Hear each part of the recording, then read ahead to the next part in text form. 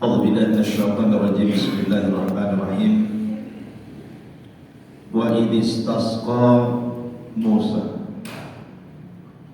liqaumihi faqul nadrib bi asaqal hajar fanfajarat minhu ithnata asyrata 'aynan qad 'alima kullu unasin mashrabahum kulu washrabu min rizqillahi wa la ta'thaw fil ardi mufsidin. Dan ingatlah ketika Nabi Musa melakukan istisqa, meminta hujan, liqaumihi, untuk kaumnya, faqulna, maka kata Allah, kami katakan kepada Musa, idrib bi asaqal hajar, pukullah dengan tongkatmu batu itu. Fanfajarat minhu ithnata asyrata 'aynan, tiba-tiba mengalir dari batu itu 12 mata air, dan masing-masing manusia tahu tempat pengambilan air minumnya. Makanlah dan minumlah dari rizki Allah, dan janganlah kalian merusak di bumi. Ma'asyiral muslimin dimuliakan Allah Subhanahu wa taala, ayat ini menceritakan tentang kisah di zaman Bani Israel, masih mengingatkan Bani Israel akan nikmat yang Allah anugerahkan kepada mereka. Jadi suatu ketika di zaman Bani Israel terjadi kekeringan yang luar biasa, paceklik yang berkepanjangan sehingga kekeringan dan tidak ada air. Akhirnya Bani Israel pun datang kepada Nabi Musa alaihi salatu wassalam untuk dimintakan air hujan kepada Allah. Maka Nabi Musa pun melakukan istisqa, minta hujan. Ketika Nabi Musa alaihi salatu wassalam berdoa minta hujan kepada Allah, maka secara langsung Allah mengabulkan doa, tapi dengan cara tongkat yang dibawa Nabi Musa dipukulkan ke batu. Begitulah cara Allah mengabulkan. Mereka minta hujan, tetapi caranya berbeda. Allah katakan, faqul nadrib bi asaqal hajar, pukullah wahai Musa dengan tongkat yang ada di tanganmu itu batu yang ada di depanmu. Maka dipukulkanlah tongkat itu, keluarlah 12 mata air. Kenapa 12 mata air? Karena jumlah kabilah Bani Israel itu 12. Dan masing-masing kabilah itu selalu berselisih. Makanya biar tidak berselisih, dikasih satu-satu mata air. Maka di sini Allah mengatakan, fanfajarat minhu ithnata asyrata 'aynan qad 'alima kullu unasin mashrabahum, masing-masing kabilah mengetahui di mana tempat minumnya. Kemudian Allah katakan, makanlah, minumlah dari rezeki Allah, dan janganlah menjadi manusia perusak di bumi. Baik, di sini Allah Subhanahu wa taala katakan wa idh istasqa. Istasqa itu artinya minta hujan. Makanya dalam Islam itu ada namanya sholat istisqa, artinya sholat minta hujan. Kenapa Allah Subhanahu wa ta'ala terkadang tidak menurunkan hujan kepada hamba-hambanya? Ulama mengatakan bahwa di antara sebab kenapa Allah tidak menurunkan hujan itu, pertama karena kesyirikan. Ini dosa yang pertama, karena banyaknya kesyirikan, maka Allah akan tahan hujan. Karena bagaimanapun yang menurunkan hujan Allah tiba-tiba bersyukur kepada selain Allah, maka Allah akan tahan hujan. Yang kedua, kezaliman. Ketika kezaliman merata, maka Allah Subhanahu wa taala akan tahan hujan. Makanya di ujung ayat ini Allah mengatakan wala ta'thaw fil ardi mufsidin. Ketika Allah Subhanahu wa taala sudah berikan air lewat, batu yang dipukulkan Musa dan keluar terpancar 12 mata air, maka setelah itu Allah katakan wala ta'thaw fil ardi mufsidin, artinya jangan melakukan kerusakan. Setelah diberikan air jangan melakukan kerusakan, karena zalim itu penyebab tertahannya air. Kemudian yang ketiga kata para ulama, karena orang sudah malas, orang-orang kayanya membayar zakat. Dan ini berdasarkan hadis yang sahih. Nabi mengatakan walam yamna'u zakata amwalihim illa muni'ul qatra minas sama walaula al-baha'im lam yumtar. Ketika manusia menahan zakat-zakat mereka tidak mau disalurkan, kecuali Allah akan tahan hujannya dari langit. Kalaulah bukan karena binatang ternak, tentu Allah tidak akan hujan. Jadi kalaupun Allah berikan hujan itu bukan untuk kita sebenarnya, tapi untuk binatang. Dan kalaupun hujannya deras, hujannya tidak tersimpan dalam bumi. Artinya hujan tidak bawa berkah. Dan ini yang ketiga. Yang keempat, ketika ekonomi mulai curang dalam ekonomi, mengurang-urang takaran, mengurang-urang timbangan, dan begitu seterusnya. Dan itu berdasarkan hadis Nabi SAW. Kata Nabi SAW, lam yanqusu mikyala illa uhidu bis-sinin wa syiddatil ma'unati wa jawri sultan. Kata Rasul, ketika manusia sudah mengurang-urang takaran, mengurang-urang timbangan, mengurang-urang meteran, kecuali akan ditampakkan kepada mereka pacaklik yang berkepanjangan, susah ekonomi, dan akan dikirim kepada mereka para penguasa zalim. Ini yang keempat. Dan yang terakhir tentu maksiat secara umum juga bisa menahan hujan. Nah, dalam syariat Islam ini, kalau seandainya beberapa bulan atau tahun mungkin tidak turun hujan, maka disyariatkan istisqa, salat istisqa. Salat istisqa itu sama dengan salat Id. Kaifiahnya itu sama 2 rakaat, sama persis seperti salat Id. Cuman yang membedakan adalah hukum khutbah. Kalau khutbah istisqa sekali saja. Kalau Id ada yang berpendapat 2 kali sama dengan khutbah Jumat.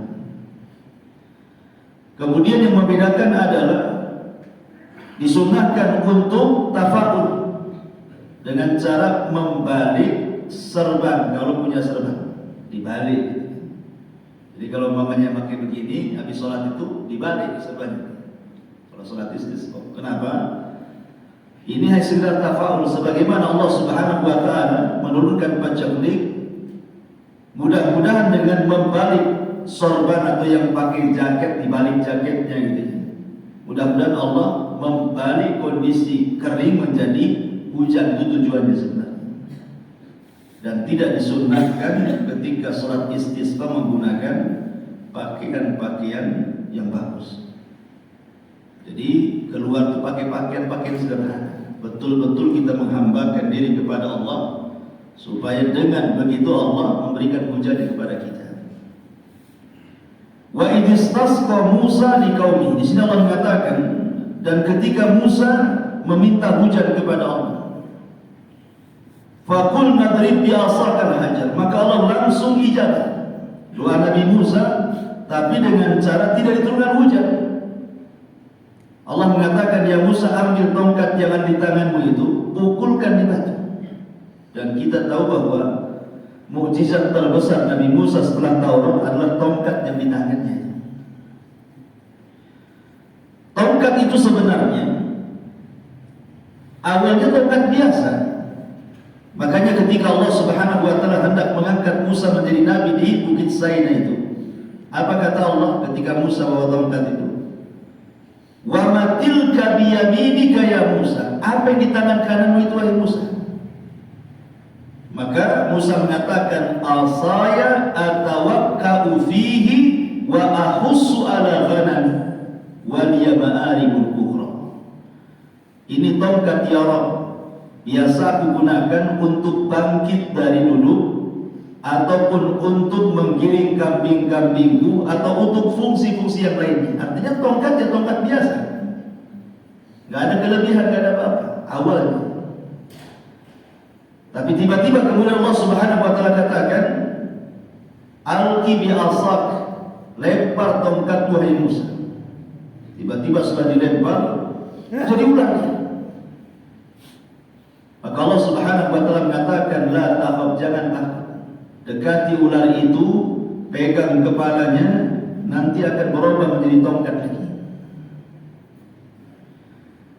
Kemudian setelah Nabi Musa alaihi salatu wassalam diperlihatkan tiba-tiba tongkatnya kemudian menjadi ular, maka Allah katakan, ini peristiwa ini akan terulang nanti. Wahai Musa, ingat peristiwa tongkatmu jadi ular itu akan terulang. Maka Musa pun kemudian berangkat ke Mesir dengan keluarganya. Sampai di Mesir dia berdakwah kepada Firaun. Dia ajak abangnya Harun, karena Musa ini pelat, tidak bisa ngomong. Maksudnya bukan tak bisa ngomong, tidak fasih ngomongnya. Orang pelat kan susah ngomongnya. Tapi dia punya saudara namanya Harun, orangnya orator, pandai ngomong. Kemudian Musa meminta kepada Allah agar dilibatkan abangnya dalam berdakwah menghadapi Firaun. Maka permintaan Musa dikabulkan. Akhirnya Allah pun mengangkat Harun menjadi nabi.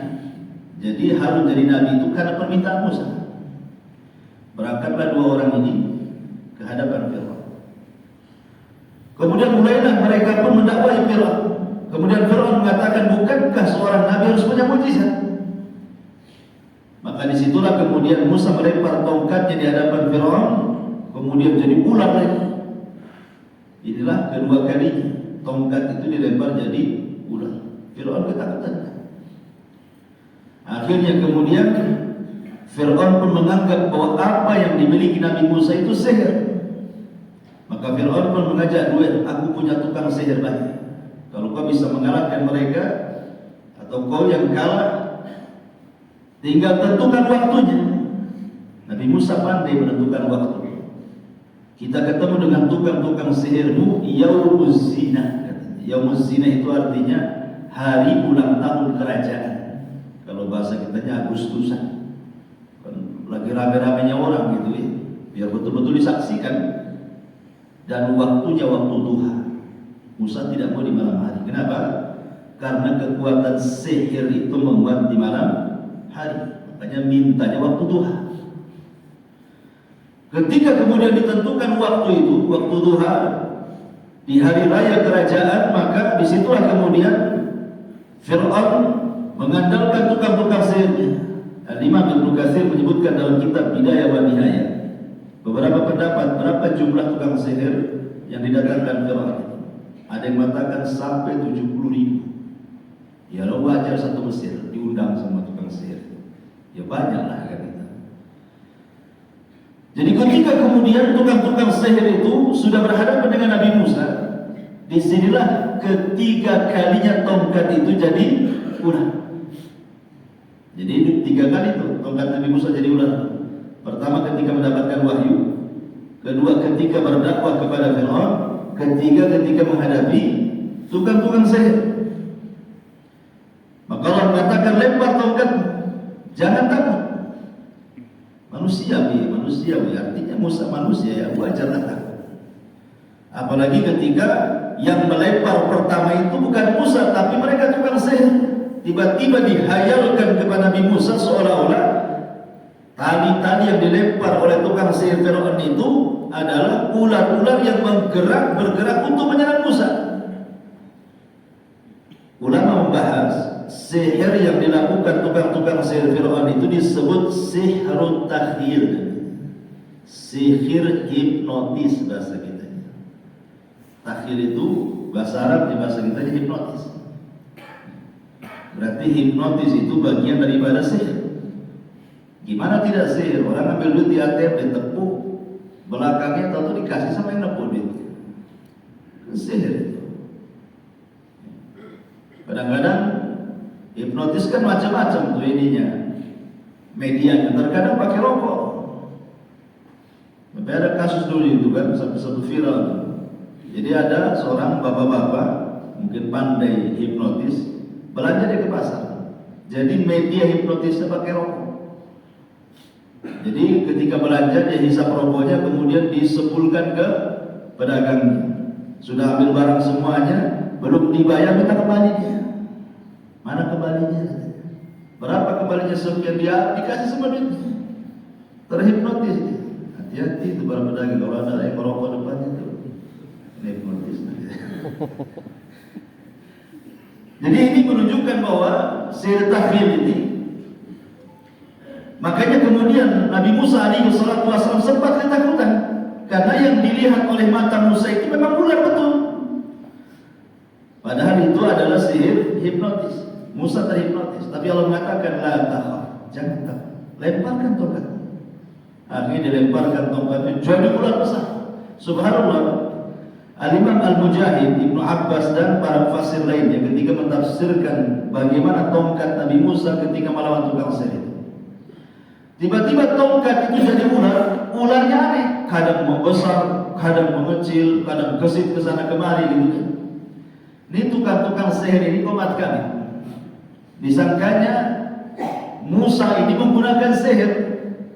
Jadi semua tukang sihir yang hadir itu memantra-mantrai. Sambil kucak-kucak mata, itu bukan ular tongkat. Tidak bisa juga. Tetap aja mereka pandang itu ular. Makanya tiba-tiba kemudian mereka pun sadar bahwa ini bukan sihir, ini bukan kekuatan sihir. Kami loh berkumpul 70.000 memantra-mantrai agar kembali jadi tongkat, tak bisa. Sebab itulah ketakutan tukang sihir. Bahwa apa yang didakwakan Nabi Musa itu benar. Subhanallah, 70.000 tukang sihir beriman kepada Nabi Musa. Karena mereka tidak bisa mengalahkan Musa. Firaun marahlah. Kok bisa jagoannya kalah tiba-tiba beriman? Maka Firaun mengatakan kepada tukang sihirnya, amantum qabla an adzana lakum.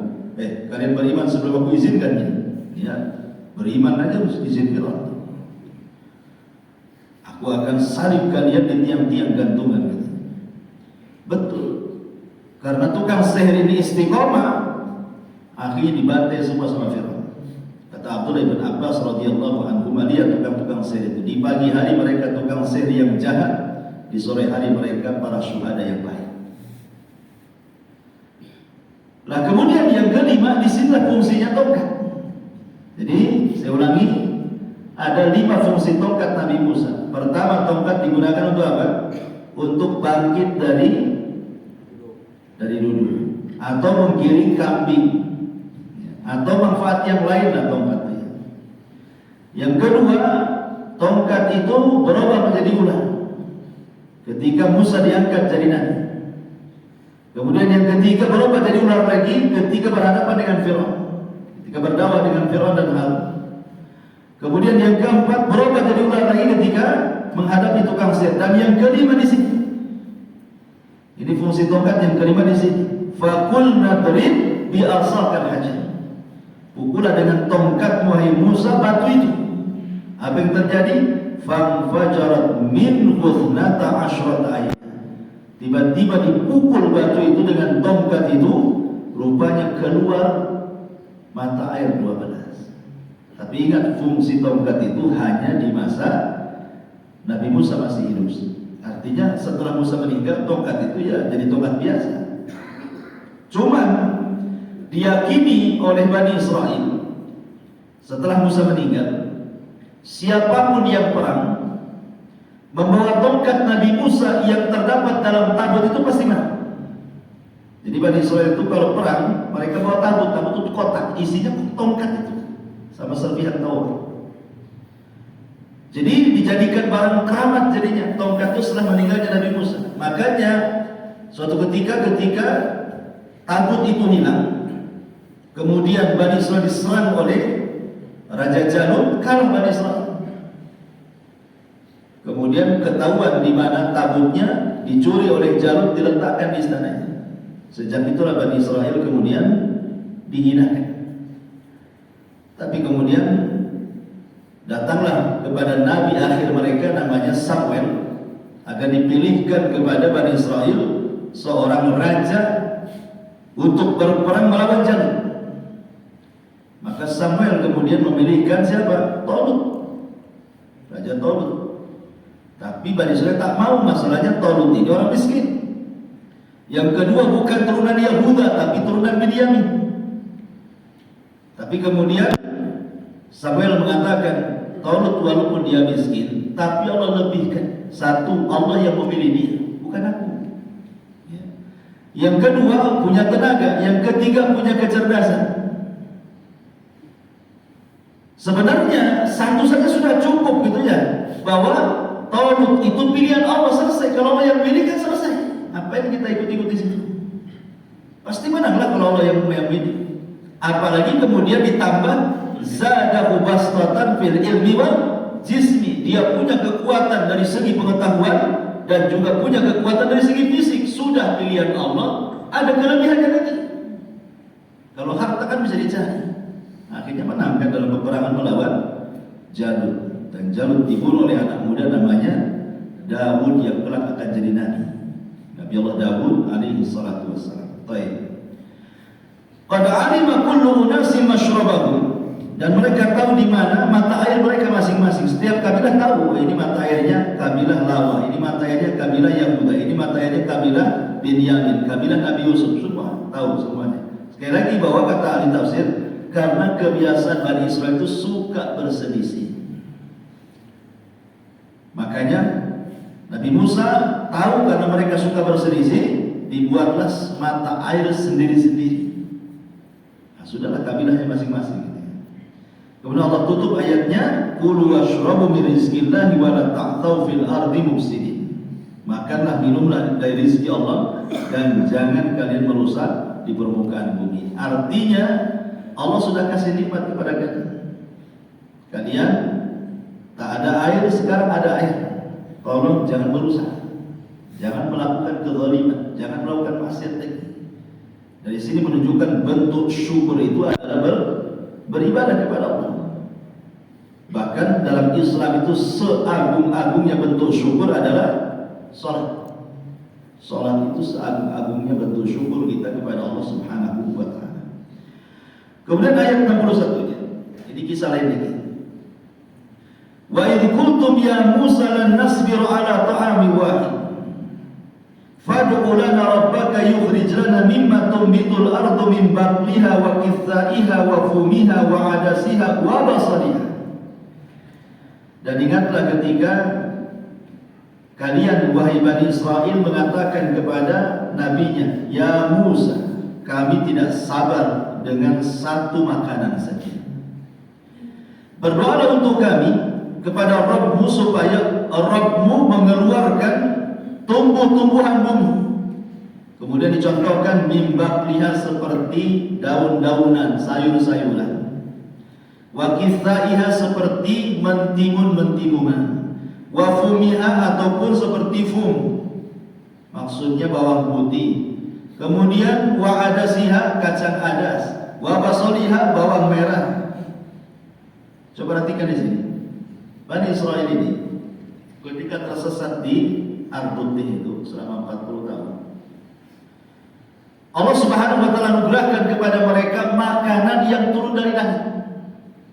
Jadi mereka itu lapar karena tersesat, minta kepada Nabi Musa, ya Musa, mintalah kepada Rabbmu makanan untuk kami. Turunlah 2 makanan. Pertama manna dan yang kedua salwa. Ada yang mengatakan manna itu sebagai ahli tafsir artinya bukan hanya satu makanan manna itu, tapi banyak makanan. Adapun salwa itu semacam madu. Ya. Jadi itu makanan lezat. Ada yang mengatakan manna itu semacam burung, daging burung, unggaslah ayam, burung, bebek, semacam itulah. Dan itu sudah tinggal makan gitu. Jadi makan itu turun dari langit tanpa harus susah payah nangkapnya, tanpa harus susah payah nyembelihnya, tanpa harus susah payah masaknya, sudah turun tinggal makan. Dan itu makanan terlezat. Tetapi Bani Israel ini mereka takabur, sombong. Mereka mengatakan, ya Musa, kami bosan nasi makan ini terus. Umpamanya gini nih, antum tiap hari makan KFC, tiap hari makan ayam KFC itu. Kemudian daging kambing, sate kambing, gitu kan. Tapi itu aja. Itu kan makanan mahal kan. Bagi kita itu makanan lezat kan itu. Karena orang miskin belum tentu dia bisa setiap hari makan KFC ataupun sate gitu. Jadi setiap hari kita itu aja yang dimakan itu. Kan lama-lama bosan. Ya pengen juga lah makan lalat kan itu maksudnya. Nah, itulah Bani Israel. Jadi setelah diberikan makan yang enak kali, tiba-tiba kemudian pilih makanan yang biasa-biasa saja. Ya Musa, kami dah bosan dimakan-makan kayak gini, salwa, mana, asyik ini aja dimakan. Cobalah minta kepada Rabbu supaya diganti makanannya katanya. Apa itu? Ya sayur-sayuran, mentimun, bawang putih, kacang pedas, bawang merah gitu kan. Makanya Allah Subhanahu wa taala heran nih Bani Israel ini. Kok makanan enak malah minta yang gak enak gitu. Makanya Allah mengatakan, qala atastabdiluna alladhi huwa adna billadhi huwa khair. Katakan ya Musa kepada Bani Israel, apakah kalian akan menggantikan makanan lezat dengan makanan yang tidak lezat? Ihbitu misra fa inna lakum mas'alun. Kalau hanya nyari bawang-bawangan, sayur-sayuran, tinggal ke kota sebelah beli banyak gitu. Tapi mana dan salwa ini turunkan dari langit, gak ada jualnya. Kan enak tuh, tinggal makan, pagi makan, siang makan, sore makan. Nggak lelah, nggak letih, nggak harus cari uang. Kita ini kan cari uang dulu, dapat uang, baru kasihkan istri. Diolahlah sama istri itu. Olahnya lama lagi jadi makanan itu. Ini tinggal makan, nikmat apa lagi coba. Tapi di sini di permulaan ayat saja, lihat bagaimana Bani Israel itu tidak punya adab. Pertama, dia tidak punya adab kepada Nabi. Dia mengatakan apa? Wa idh qultum ya Musa, wahai Musa. Harusnya kan ya Nabi Allah, ya Rasulullah kan itu.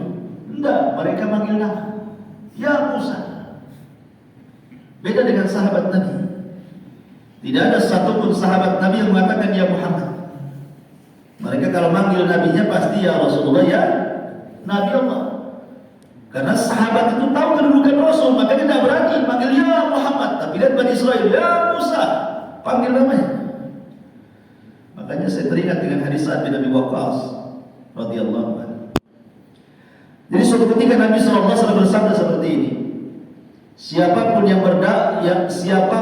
berdoa dengan doa seorang nabi, maka pasti akan mustajab. Siapapun yang berdoa dengan doa seorang nabi pasti mustajab. Ketika Nabi SAW sedang menyampaikan doa apa maksudnya, datang orang Badui ngajak ngobrol.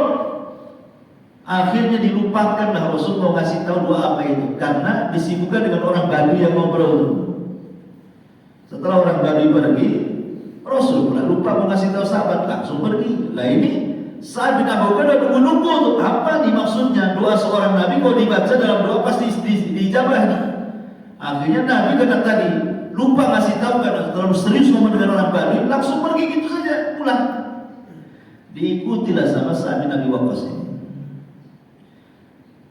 Tapi subhanallah, sampai ketika Rasul berada di depan rumah, Sa'ad bin Abi Waqqas itu ketakutan untuk memanggil ya Rasulullah. Apalagi ya Muhammad. Mau ngomong ya Rasulullah manggil karena sudah depan pintu, nggak berani nih. Kenapa? Saking hormatnya kepada Rasul.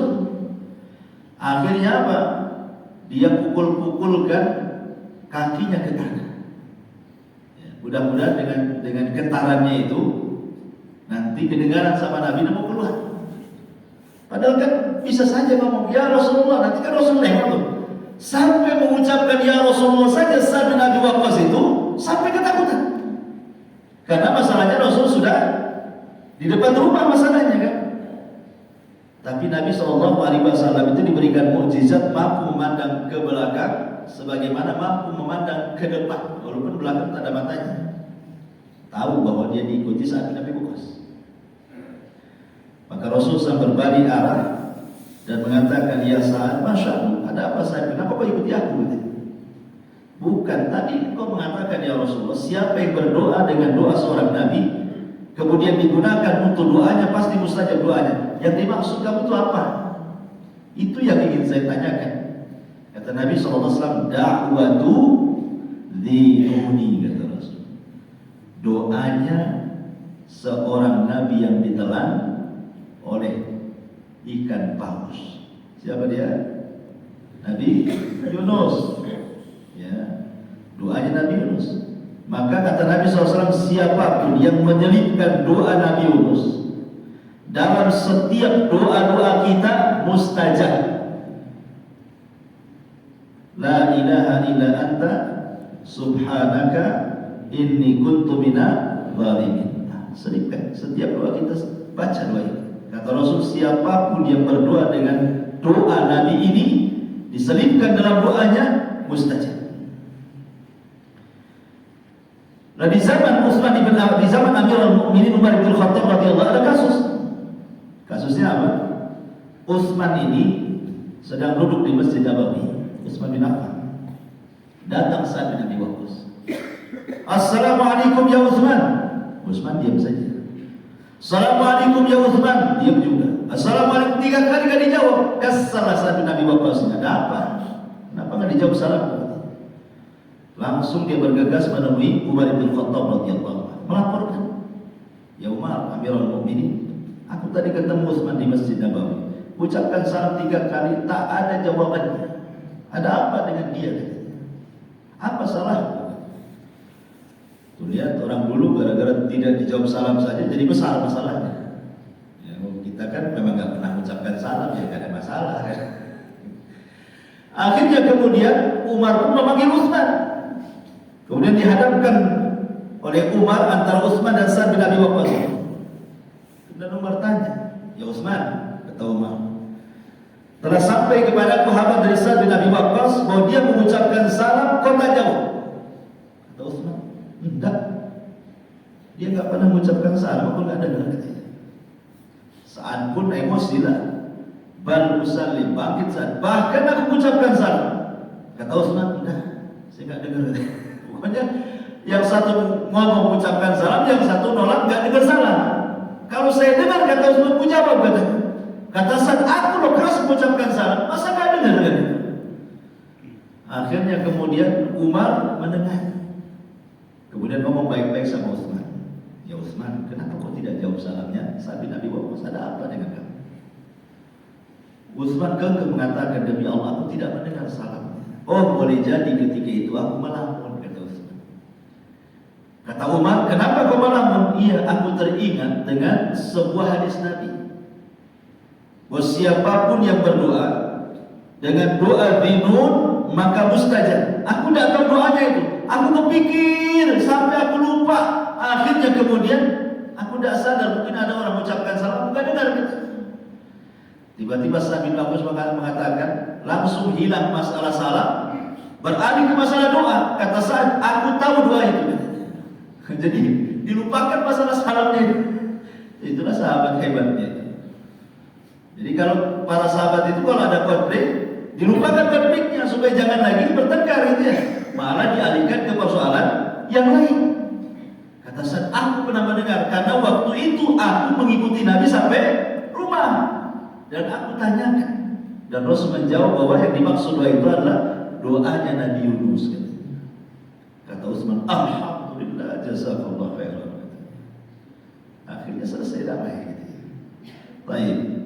Jadi syahidnya di sini adalah Sa'ad bin Abi Waqqas sampai tidak berani mengucapkan ya Rasulullah ketika Rasul sudah sampai di rumahnya. Karena adabnya seorang sahabat kepada Nabi, tapi Bani Israil tidak punya adab sama nabinya. Manggil nabinya aja, manggil nama, ya Musa, orang Badui.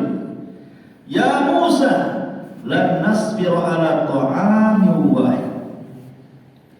Kami tidak sabar dengan satu makanan. Maksudnya satu makanan bukan satu jenis makanan, tidak. Pengertian satu makanan itu maksudnya makanan yang dimakan itu aja. Umpamanya seandainya kita ini makan dalam sehari itu mungkin 5 macam lah. Daging ayam, daging kambing, daging apa lagi, daging semua kan. Tapi itu aja bertahun-tahun dosa. Itu makna to'amin wahid ini bukan satu makanan, tapi banyak makanan, tapi karena itu terus yang dimakan, maka Quran membahasakan dengan to'amin wahid. Kemudian nih adab yang kedua nih, su'ul adabnya, jelek akhlaknya. Kalau tadi kan kepada Nabi Musa memanggil namanya ya Musa, ini su'ul adab kepada Allah, buruk perangai mereka kepada Allah. Coba perhatikan mereka mengatakan apa? Fad'u lana rabbah, ya Musa berdoalah kepada Rabbmu. Harusnya gimana? Berdoalah kepada Rabb kita, kan begitu. Seolah ini kan Rabbnya Musa saja. Jadi seolah-olah mereka mengatakan bahwa yang mengabulkan itu Tuhannya Musa, bukan Tuhan mereka. Kan harusnya kan ya, wahai Musa berdoalah kepada Tuhan kita. Itu benar bahasanya.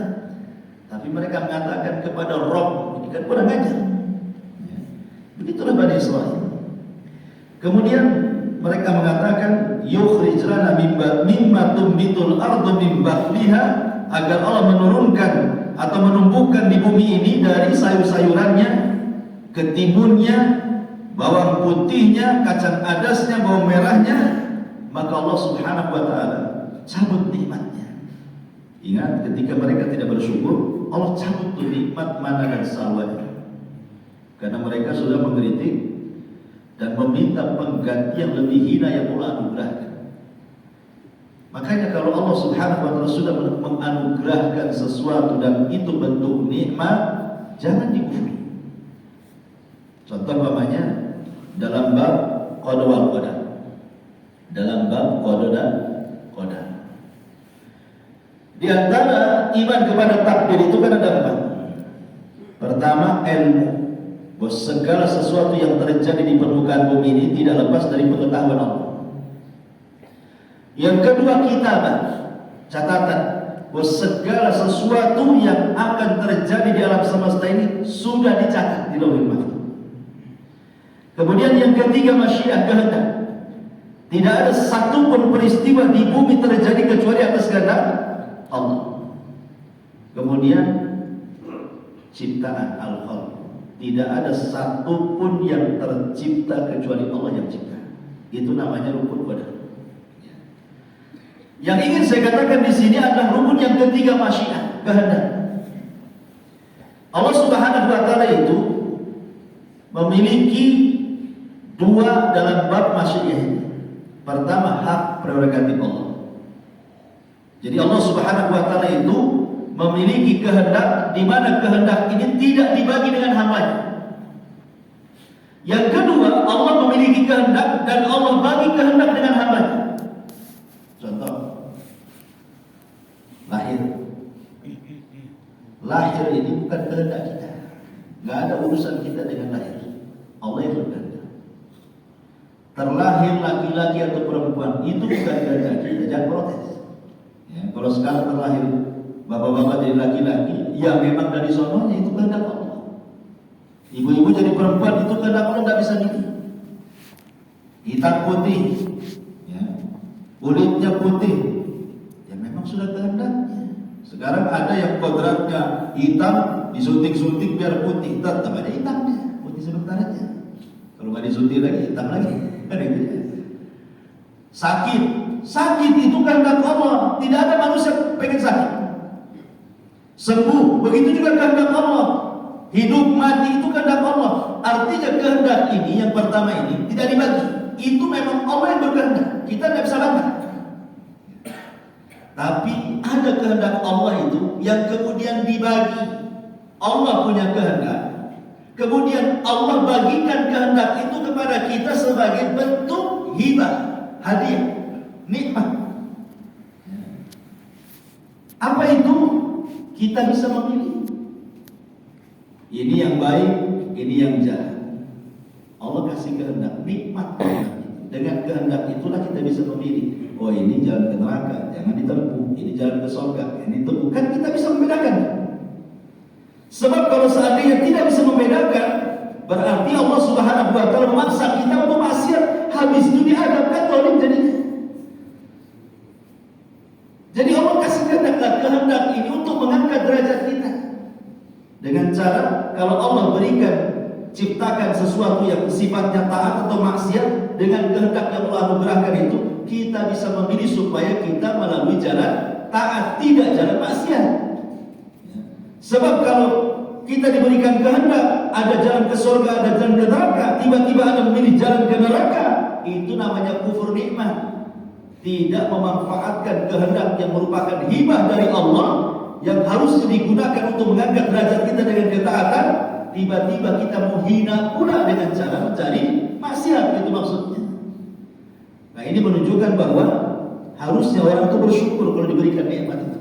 Gunakan nikmat itu untuk yang baik. Nah, di sini juga sama, harusnya manusia bersyukur, tapi tidak mereka kufur. Dikasih makanan lezat, mau pula makan yang tidak enak. Akhirnya Allah cabut nikmatnya. Lihat bagaimana Allah katakan di akhir ayat. Allah mengatakan, wa dhuribat alaihimul dhillah, sebab itulah mereka ditimpakan kehinaan. Wal maskana, kemiskinan lagi, sudah hina dimiskinkan lagi. Wa ba'u bi ghadabin min Allah, dan mereka pun mendapatkan kemurkaan Allah Subhanahu wa taala. Dzalika bi annahum kanu yakfuruna bi ayatillah. Itu karena mereka kufur dengan ayat-ayat Allah, wa yaqtuluna nabiyina bighairil haqq, dan mereka suka membunuh para nabinya tanpa ada dasar yang benar. Dzalika bima asaw wa kanu ya'tadun. Itu disebabkan karena mereka bermaksiat dan mereka melampaui batas. Ya kan? Istilah Allah Subhanahu wa taala, ketika hambanya tidak bersyukur, maka Allah akan turunkan adabnya. Ya, macam-macam adabnya. Pertama, zillah. Ada yang mengatakan zillah ini Allah turunkan taufik.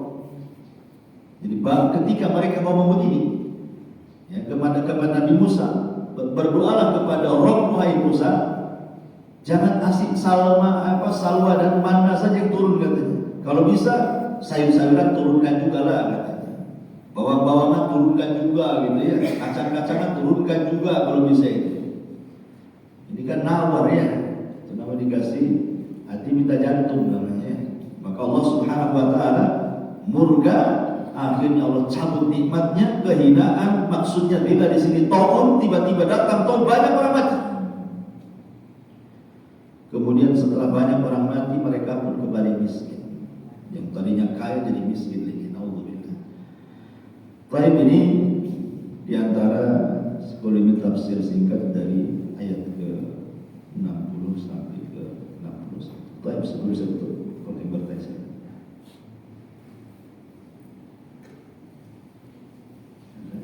Alhamdulillah. Subhanallah, alhamdulillah, asyhadu an la ilaha illa anta astaghfiruka wa atubu ilaik. Waalaikumsalam.